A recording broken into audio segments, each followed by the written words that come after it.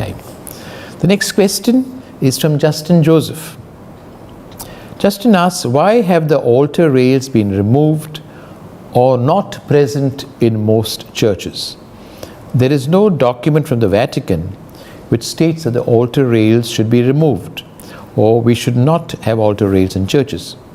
In the Archdiocese of Bombay, some of the older churches have them, but it is not being used for distribution of Holy Communion. In fact, I have seen Protestant churches in Bombay, like the Anglican Church, which have altar rails, and it is being used for distribution of Holy Communion, but not in our Catholic churches.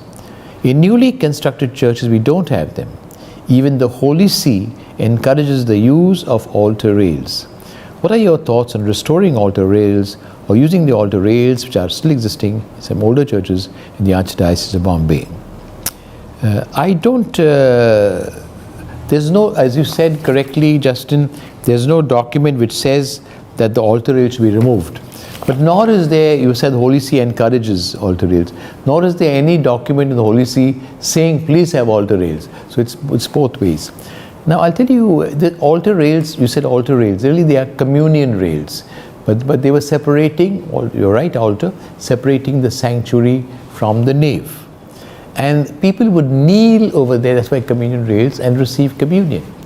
When really the practice of giving communion in the tongue gradually changed, this happened, Justin, to tell you, there were two really major events caused this.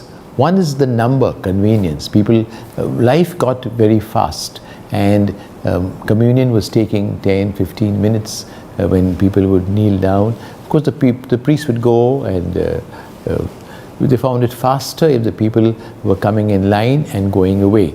That's one. The second big factor, which we've probably forgotten, is a medical factor, something like COVID now.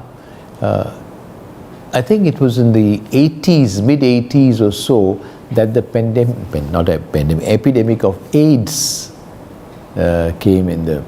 And there was a great danger that a patient who had AIDS, HIV/AIDS, if his spittle came on the finger of the priest, he could transmit it to another person.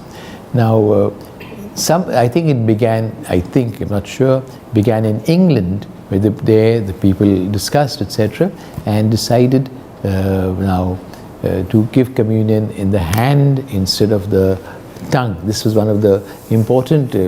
Now, when giving on the hand, it became very inconvenient. They are kneeling down, you can't do that.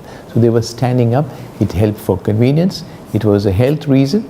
That epidemic gradually was brought under control. So that reason was no longer there. But now we have COVID, and that's why I've had some requests of people who wanting to receive Holy Communion in the tongue. I understand the request. I understand their great respect, but we can't possibly put others in danger because of this.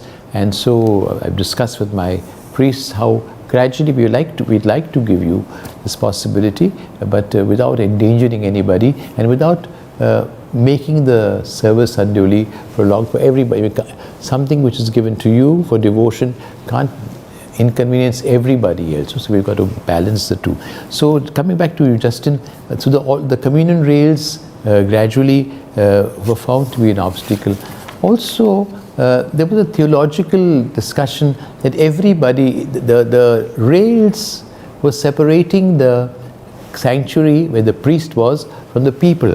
And the idea was everybody is the people of God, everybody is sacred, and therefore the church is one body, and therefore the rails, some places where the rails were removed for convenience sake, more field moment. But there was no, absolutely I agree with you, there was no direction to remove them. There's no direction to put them either, and it looks for beauty. Now to put them in the newer churches, I'm going to bless church at Kharghar, the date is not fixed, and then I saw it being completed, and I don't think there were communion rails there. I blessed the East Church just before the lockdown, a few months before the lockdown, and there were no communion rails there either. So I would not restore the altar rails, because would be odd to put back. On the other hand, the priests, parish councils, etc. discuss. Theology, Justin, always evolves. And because theology evolves, we have got sort of different focus in different times, and therefore there could be a different situation 20 years from now. We are having the synod, and then there may be some changes after all synodality.